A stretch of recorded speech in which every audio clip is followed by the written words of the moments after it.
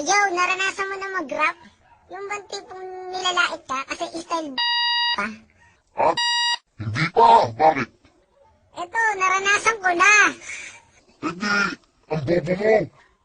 Uso naman yun eh. Style ng Oo, uso yun. Ang pagiging bobo. Sige nga. 1, 2, 3. Hawak ko Christmas tree tayo. Wala, hindi ganyan. Ganito.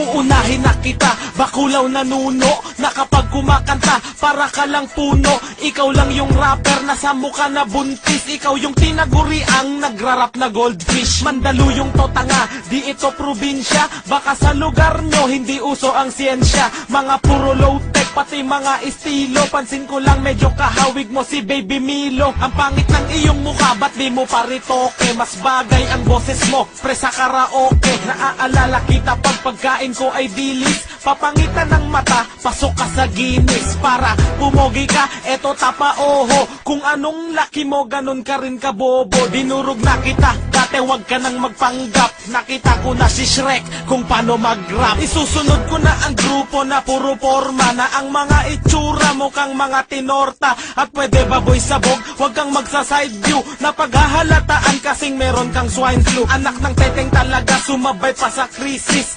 Ikaw yung rapper na may tuberculosis. Ang sarap mong pukpukin ng bote ng Pepsi. Kasi pag nagra-rap ka parang may epilepsy. Halos lahat ng kanta nyo puro ang iingay. Matagal na kayong tinatakwil ni Binay. Balak nyo pa akong bugbugin, hindi nga lang natuloy. Kasama isang katutak na puro abnoy. Pumunta ng Manda para uloy mapugot. Forma nyo parang mga naglalakad na kumot. Dugyot na nga recording, ang pangit pa ng boses. Mayaman ka?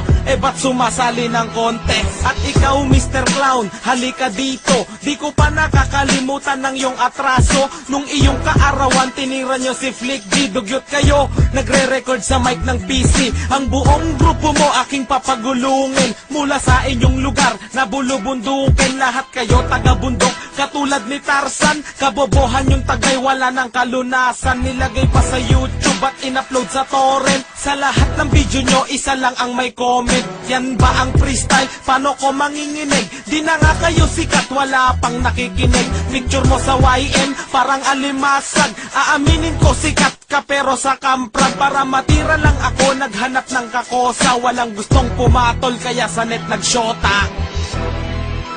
Oh, narinig mo na? Oo, narinig ko na. Ganyan pala yun.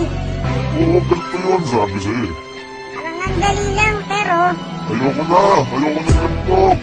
okay lang yan. Ganyan naman sila. Basta ayoko na, iipahin ko ng flow ko. Alright, mas maganda yan. Kayo ang mga taong pinaglihi sa katangahan. Mga duwag mahilig magpatulong sa kasamahan. Kahit magtulong-tulong pa, di nyo ko kayang sabayan. Alam na ngang hindi siya uubra, kakasabayan. Lulunurin ko kayo at patay kong hahanguin. Iipunin ko kayo't sabay-sabay kong lalamunin. Tinaga ko sa bato na bawal ang magmakaawa. Di ako pwedeng huminto hanggat walang nakakawawa. Ang bakas ng pagkaawa sa'kin di mababanaag. Titignan ko sino sa'tin ang hindi mapapanatag. Aking ipapadama pagkatakot sa himagsikan. Nakatira ng isa pagkatapos nagsibagsikan. Para kayong aso pag natakot nagsisibalikan. Sino mang lumaban sa paa ko magsisihalikan. Babala sa mga bobo, tanga, pulpul at sablay. Mga nagtangkang bumali sa sungay ko, naputo lang kamay.